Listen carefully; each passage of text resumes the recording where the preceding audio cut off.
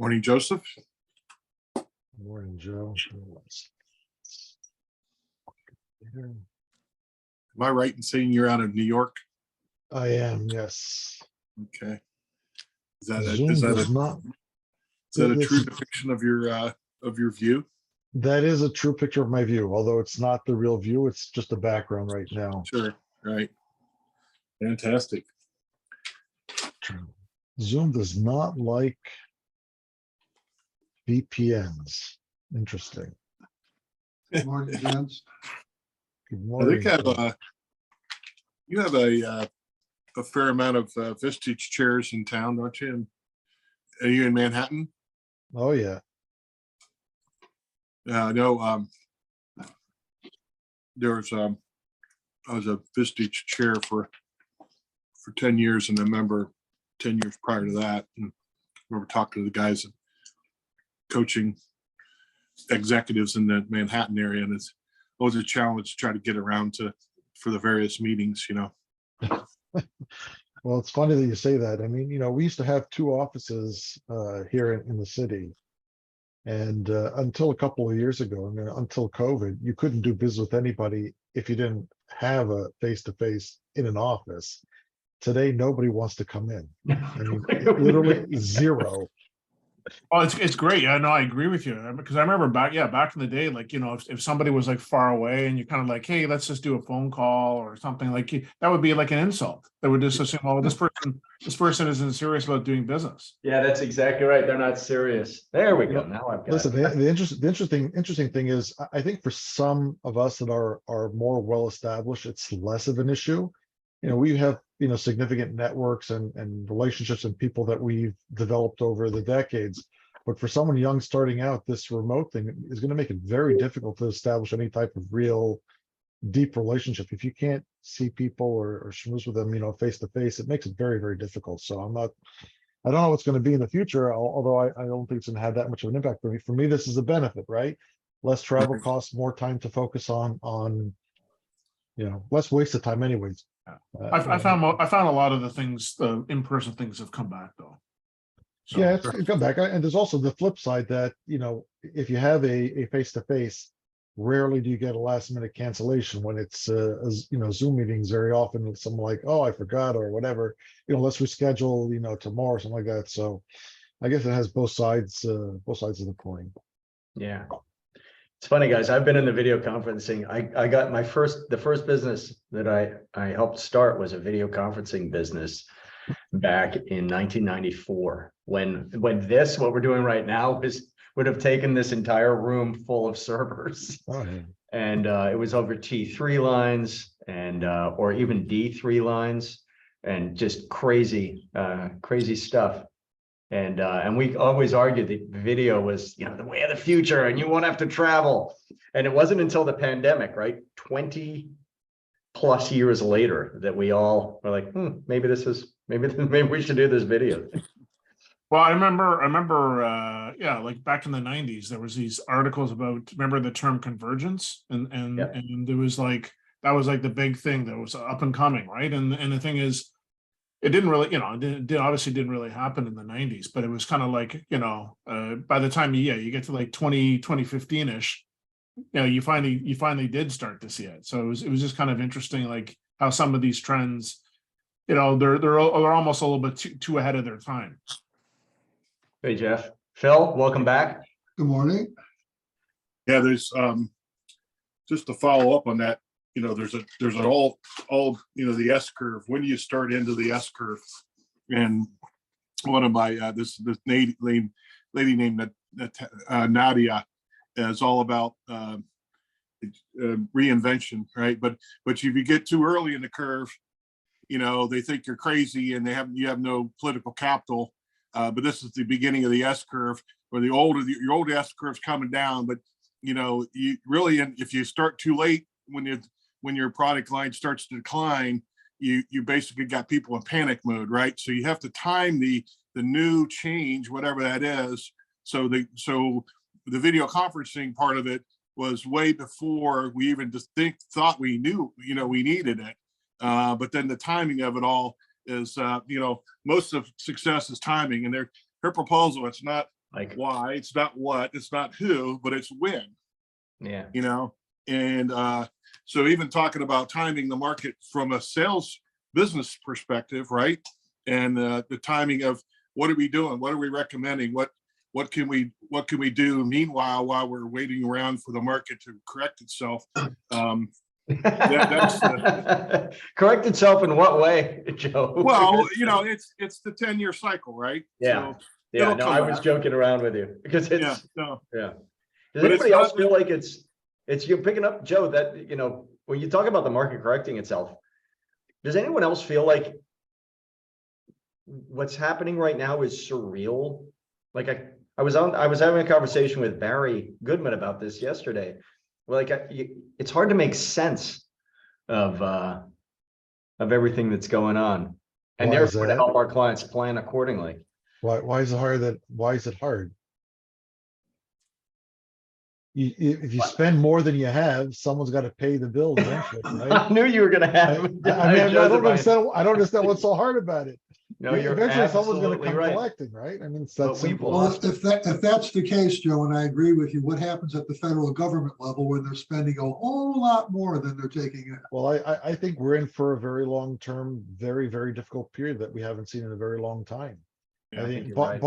barring some kind of war, which God forbid nobody wants, I don't understand how there's going to be a reset other than a very long period of very high inflation. Because that's the only way to get rid of debt, so to speak. It's kind of like, a mortgage. People understand.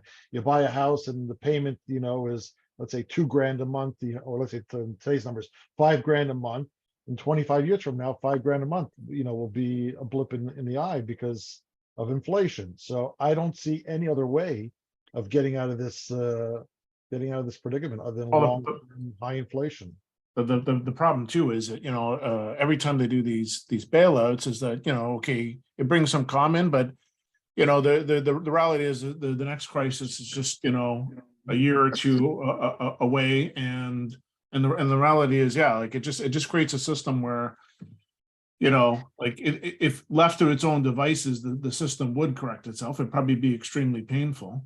But because you're just constantly, intervening and throwing in liquidity into the system, and the reality is that liquidity ends up, usually going somewhere that maybe they don't anticipate, or they don't like, I mean, I think a lot of times like that real estate boom in the US from like 2003 to 2007. I mean, a lot of that I think was, from liquidity that came into the system from the tech crash in the early 2000s. So, it's everything has like, like the reaction, maybe temporarily solves a problem, but creates another problem down the road that blows up. And then somebody else has to, figure out another solution to it. So, it is a bit disconcerting what's going on. It's interesting, we have the second biggest bank in the country crash, which, is what got Barry and I on the topic.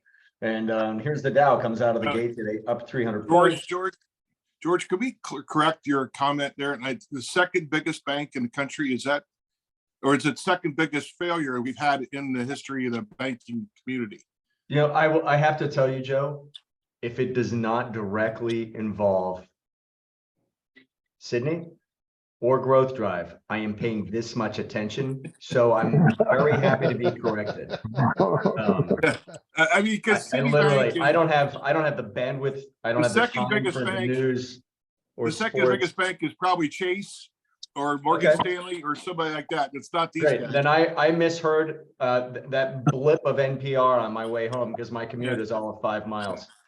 So anyway, a very large bank collapses and a second bank has to be shored up, and the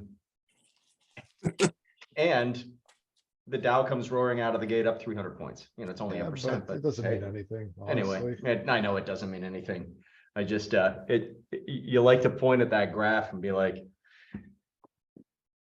what's interesting, and this actually is directly related to what we all do for a living, is it doesn't mean anything except who thinks that it is a symptom of a flight to quality and capital looking for a home.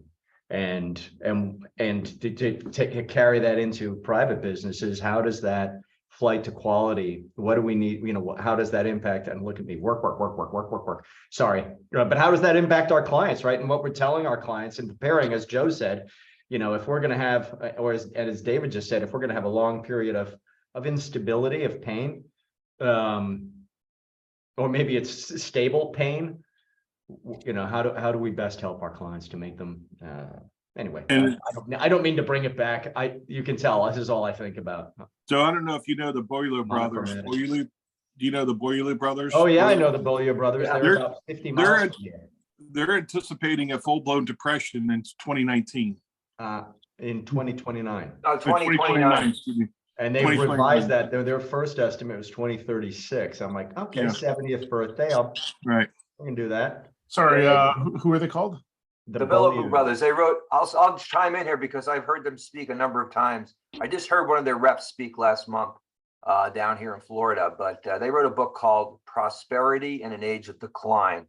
And if you read that book, they'll lay out the reasons why they believe, given the current trajectory of spending in the US, demographics, it's just not sustainable. Something has to happen, something's got to give. And they peg that date around 2030, where they predict it will be not a recession, but the capital D word, depression, kind of along the lines of 1929, right? So, you know, and their book kind of lays out their reasoning. I mean, they'll go through the numbers, but it's pretty compelling. I mean, and you could you're starting to see it, right? You see all this debt piling up on the country's balance sheet. It's just, something's got to happen.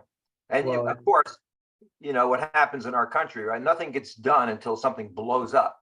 No one tries to do anything preventative because, God forbid, they should try to do something ahead of time. It's politically unfeasible. You'll never get elected. If you start talking about reforming things, you're done. You have no shot. Don't move my cheese, Mike. Do not move my cheese. I'm just telling you. But, Well, and how many other countries are in the same position? well, right. and the two biggest economies. So we have three. And when you read the Boiler Brothers stuff, and I've only seen them speak once, but it was the two twins, and man, I was floored, Mike. To your point, but if we think about so the U.S. economy, we all know where that stands in the world. But then we have the European Union, China, and Japan. And between the four of us, we have, you know, we are the global economy, with all due respect to developing economies. So their message to everyone is to try to work your way out of debt between now and then, pay down, get rid of debt, you know, try to get, you know, take debt out of your. Michael, it's not going to help, Michael, to a large extent. Anybody whose business is pegged to the US dollar is going to be exposed anyways. So even if you have assets, you know, whatever it is, I mean, if everything you earn is based here in the US and you're exposed to that, you know, it's kind of getting sucked into the, you know, into the hurricane, so to speak. I mean, it's just not going to help much.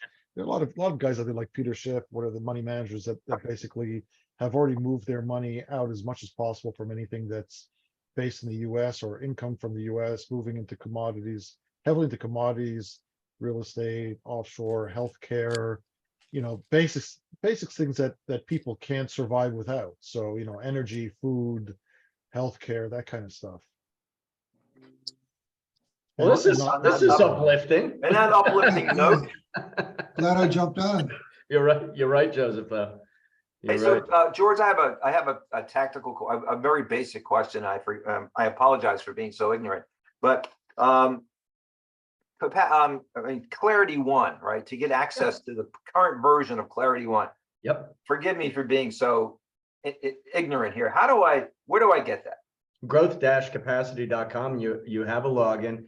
And on that topic, guys, we are going to be today, we are releasing to production the survey stays the same, the client intake stays the same, the business information stays the same, most of the report stays the same, but we're going to do a recalibration of the report, moving a couple of blocks into more logical places that enable a better conversation flow. And to Joseph's favorite point, or at least Joseph, I perceive it to be your favorite point, and it's mine as well, so thank you, is, let's talk about strategic capacity, and let's hold the conversation about the impact of strategic capacity on value to, it can be in the first conversation, but let's put it behind the curtain so that we can wheel it out, not throw it, not have it right up on the table right away. And so that is moving to production. I was on with my friends yesterday and already this morning. So Mike, I will make sure that I'll send you your login again. I got it. And away we go. Okay. So, and I'm excited. And when you look in your dashboard, you will notice that the lifestyle module is already, the link is there. It does not work, doesn't go anywhere yet, but that is coming right behind. So, so a lot of, the duck is cruising along the surface and the legs are going like crazy underneath. So great question, Mike. So in order to use this, you have to enter a company name, right? You got to set up a company for it. Yeah. Okay, gotcha. Yep. So yes. Understood. So if you go to your dashboard, you'll see that there's a open survey or open report button, and you click on that, and it'll bring up the survey, and you just start putting in the business. The intent is, as this conversation, as we've always envisioned it, was to let's talk about the business, and then let's talk about the report. Not, hey, why don't you? I'll keep it clean. Let's ask people for their more touchy-feely information after we've taken the survey, and then UX, what we call internally user experience 1, which is the marketing user experience, is also coming. Yeah, you guys will know. You're going to get updates, but it'll be a second URL, and it's going to very clearly marked. One URL for the whole 9 yards, one URL for just the survey and the client information, and the business information stays in your dashboard for you to fill in if and when you sit down with a person who's answered the marketing version. And then with the APIs out to HubSpot, the ability to dump the data out as a CSV, et cetera. So we are, I'm thrilled. So, George, are we on track for deep dive? yes. Okay. Yep. Joseph, Not there's a reason you get emails from me at 4 o'clock in the morning, man. We are on track. But luckily, a lot of this is off of my desk. The dev work, a lot of this is on other desks. I'm obviously not a coder. And so we're going to have the level 1 lifestyle, and I may actually move dedicate the time for the senior leadership alignment. We can do that manually, so I will probably unplug that from the steps so that we can get the deep analysis completed. That would be great. Yep. So yeah, everybody's thumbs up, and if you think about the engagement timeline, I want this to be done. So if you sat down with a client today, how long would it take us to get to? Now, I know a lot of you have a work history of being able to go to the deep dive very quickly. So we're focused on it. We're focused, singularly bloody focused. I'm just curious, how does everyone planning on using, Clarity Level 1? Is it primarily for marketing, or is it, a way of identifying fit and fitness of a potential client?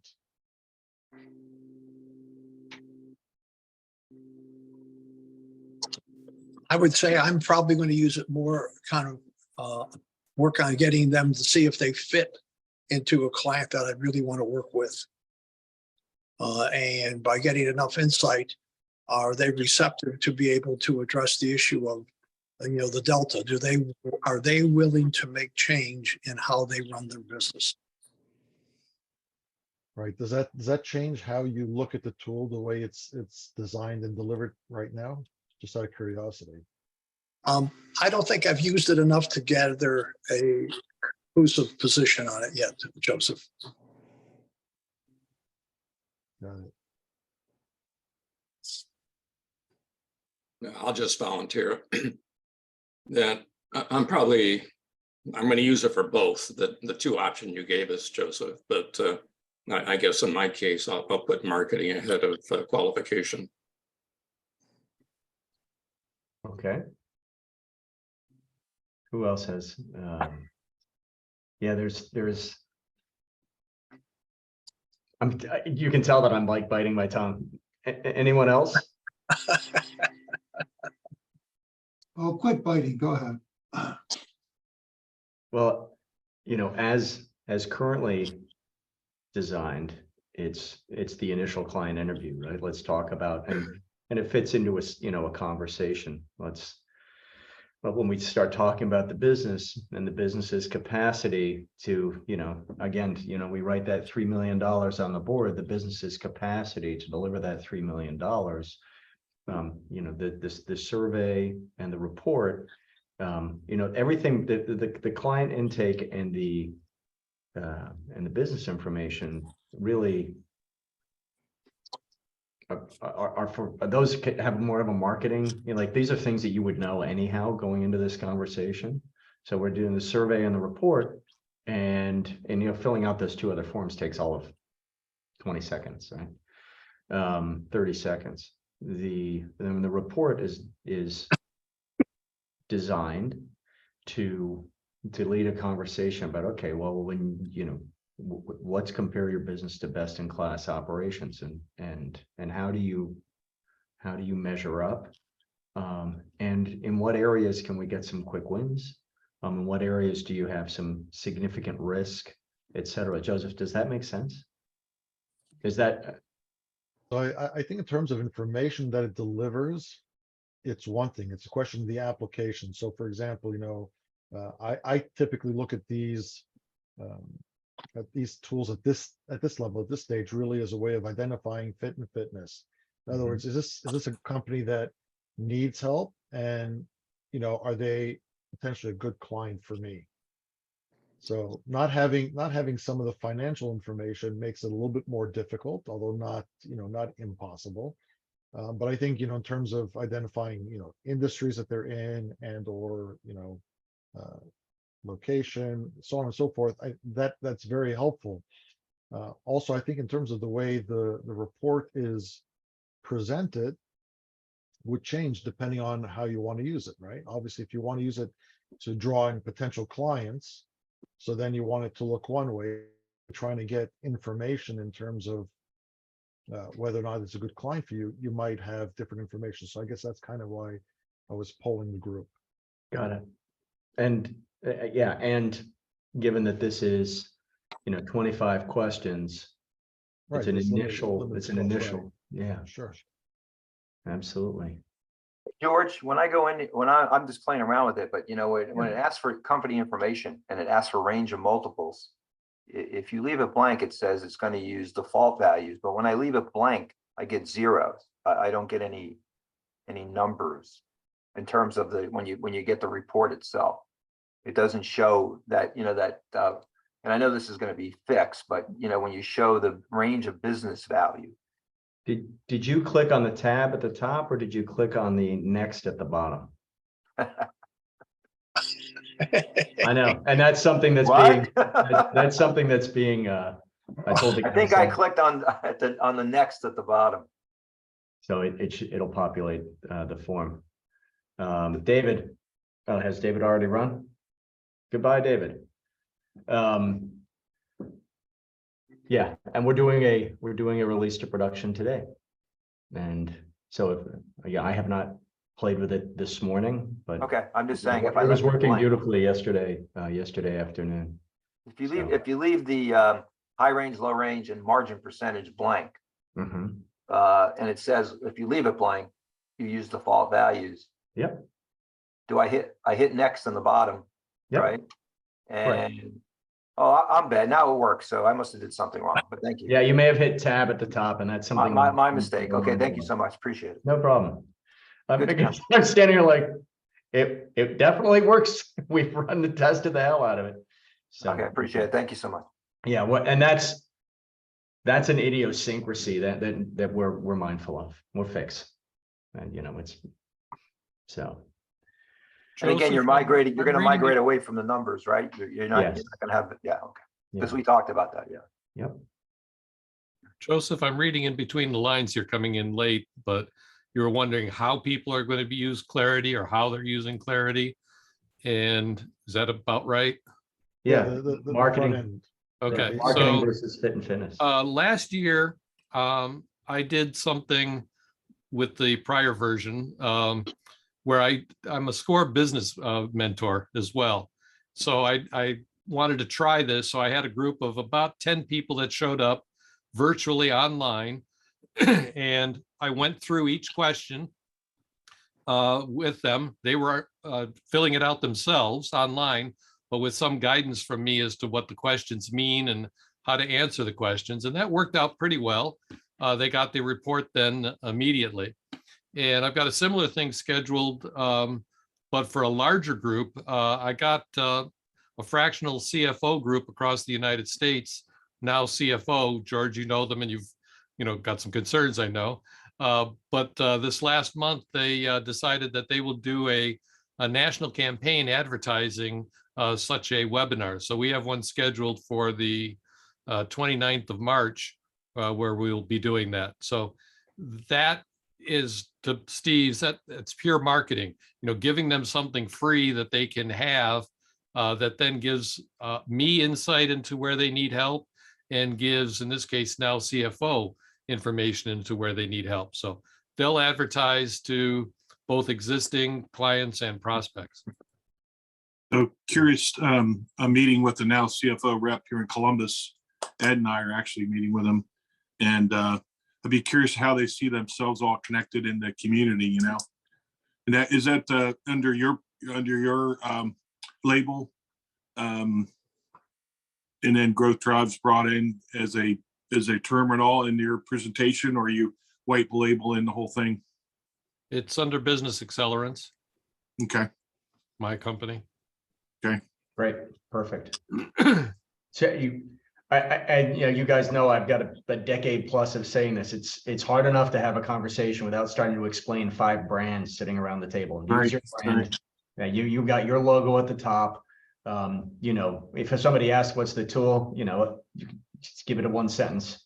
But this isn't about the tool. This is about them and your ability to help them. And you guys, I think each of you know that I am pathologically committed to that approach. So, well, it's what in the early days, and we'll talk about core value for a second. In the early days of core value, people would say, hi, I'm Ed Wonke.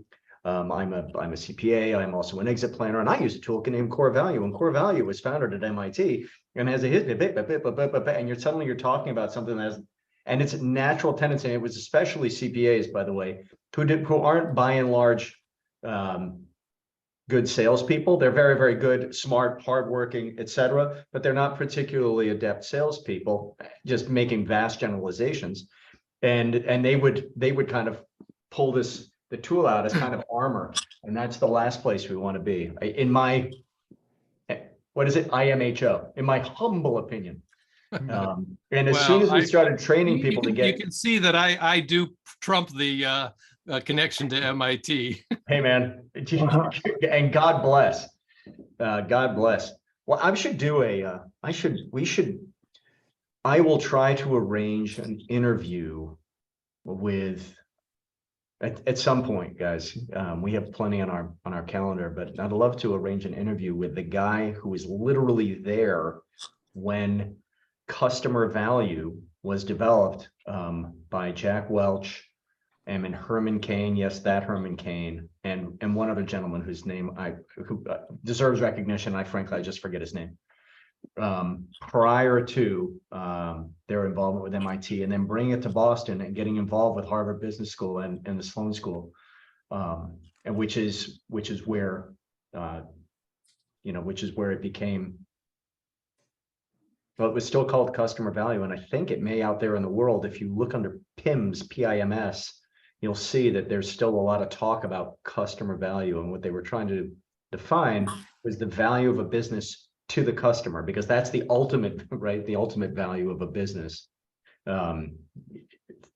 Never mind shareholder value, the value that it has to a customer. What does brand represent? What is all the things that we talk about, that are in the thousands of different due diligence checklists out there are hit on in one way or another, quality of earnings, et cetera. So little segue there, but you should wear the MIT, Paul, and be very proud of it, because they don't let dummies in. So, Yeah, it took me 40 years before I was proud of it. Most of the time I was all too humble, if you will. yeah. So what else? There was something else I wanted to discuss with you guys. I was hoping to discuss with you guys. And it's now, the second we hang up, it'll come back to me, but a lot going on. So, George, the process following you're looking at like 4 or 5 steps in the engagement process. Are you going to try to do anything more than that one little timeline that you had? Are you going to try to animate that anymore as far as steps are concerned? And are we just, it's so customized, it's hard to do any sort of general graphic around that, the showing the process from start to beginning? I have a couple guys that are kind of very familiar with like the graphic around the EOS does, where they, fit meeting, and then you go in your, your step by step, and then your guarantee. Is it you're just expecting us to customize that? Is that correct?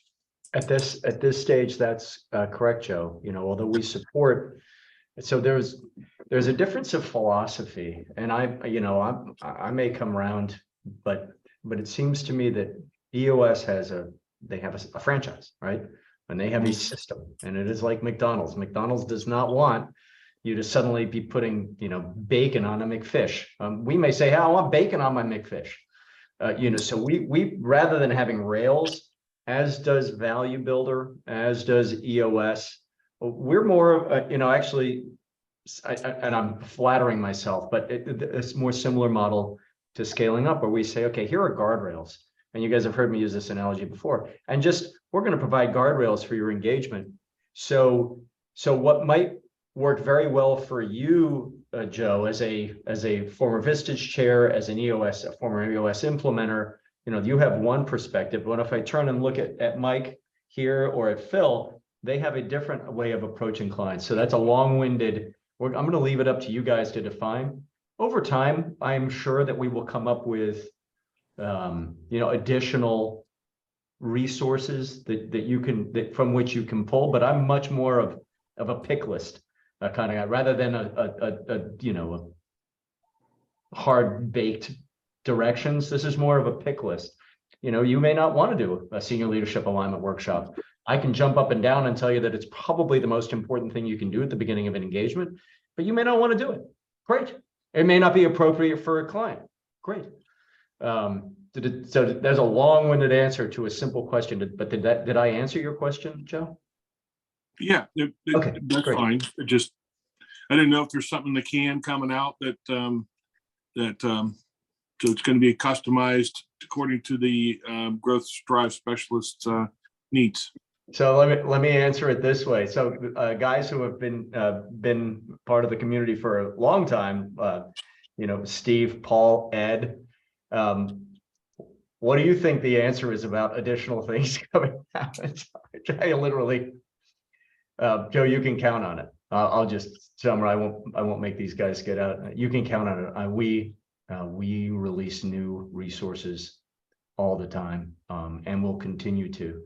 And any hiatus right now is due to singular focus on clarity and singular focus on the community.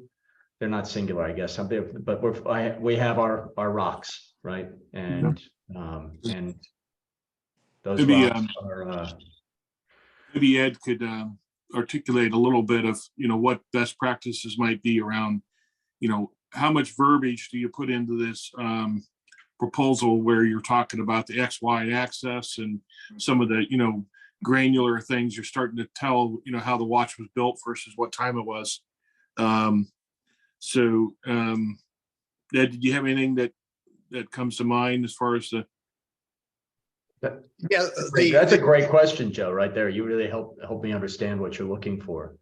I think the one thing that I mentioned as to Joe when we were talking this morning about putting a proposal together, and that is that I think we got to come up with something that's got less words and gives us a pictorial presentation to prospect that they can see where we're going to take them via a picture A, picture B, picture C. Now, maybe it's because I've seen the EOS step, but I think we need to have something that says, as you go through clarity, the first stage of clarity is to grasp and understand where the CEO is in their mindset and understanding of the business. Step 2 says, now that we've seen that, let's delve deeply and see where in the organization what you believe and how it's operating is not functioning. And then step 3 says, now that we've gotten those answers, here's a roadmap of things that we see as an opportunity. Could you help us in setting the priority? Yeah. Does that give you guidance there, George? I mean, I think I think you know it. It's just that that's not the way we've been putting it together. Well, and what's not going to change is we need to audit the business's ability to generate cash flow, right? We need to understand it, and if it doesn't, we need to fix that. If we're talking about a growth engagement, right? And with that in hand, now I would argue that you need to do that whether they're preparing to sell, or they want to grow, or they just want to make the business easier to run. Whatever of those three, and that is 99.7% of the CEOs out there in those three categories, right? Essentially 100%. And once we understand the business's ability to predictably deliver cash flow, and honestly, that means we'll know what that cash flow is. We know what investments we can make. We will have created a business that's easier to run. And if we then want to pivot into the third dimension, things, we can do that, right? Ed, what size sales company are you talking about for this proposal? We're looking at, Joe, aren't they doing about 3 million? Probably closer to 10 million. Okay, that helps. For 3 million, I would question, the whole thing. 10 million, they're a little more stuff. I have an interesting story for you guys too. Yesterday, I talked with a former SCORE client that I worked with that does medical transcription or translation processes. I think he was I first started with him in 2015 or 16. He was probably 5 million or less at that point in time. He called me yesterday unexpectedly, and he's now at 16 million, looking to get to 30 million in 3 more years. But we just talked briefly, and unfortunately, whereas in 2019 he had 9% profit, now he's basically breaking even. So he's grown himself, and I said, you could be growing yourself into bankruptcy. He became a member of EO, and was really enjoying that about 2 years ago. I think I did an assessment along the line of clarity way back when. I'll probably redo that. His entire EO group, he's got several people there who are using EOS. So he's being exposed to that, and yet he's coming back to SCORE for free consulting at $16 million a year. That's a problem with being a SCORE volunteer. You can never stop doing it for free. That's funny right there. That's a problem. That is a problem. There's a now CFO guys. Um, They're good. I've been fairly reasonably impressed with the now CFO representative in this market. I've referred them out a couple times, and they've seemed to be doing a good job. So I used them at one company where I was on a board advisor for. We brought them in because they were that company was having so much trouble trying to make its finances make sense. And we ended up successfully selling the company after a couple of years. It was not the original decision. The original decision would have been to either make it easier to run or to turn it into an ESOP. But trying to turn it into an ESOP means that you have to be in a growth strategy or you can't cover the liabilities of the ESOP. So then the COVID hit and the desires changed with the owner being in his mid-70s. He said, that's it. I'm out of here. Let's sell.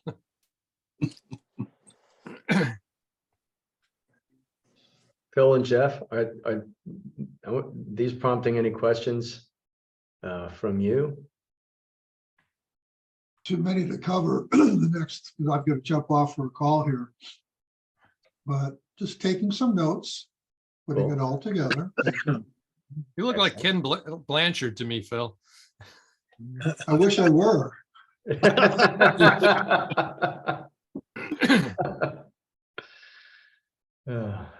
Yeah, man. We have Snowmageddon going on up here. So It's 80 degrees down here, George. you're killing me, Smalls. You're killing me.